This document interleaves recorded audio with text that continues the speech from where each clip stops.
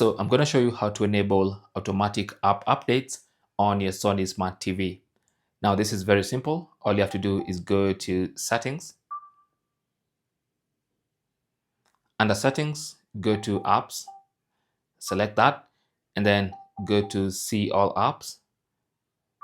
Select that, and then scroll down through your list of apps until you get to the bottom where it says show system apps. Click on that, and then now you'll see all the apps including your system apps. So now you want to scroll and find the Google Play Store. So just scroll and scroll until you get to Google Play Store. Click on it and then open. So with the app open, you want to go to the top right corner, highlight your profile picture, and now you will see settings. Click on that, and then you'll see auto update apps. Click on that, and then select auto update apps at any time. So make sure that is the option that is selected.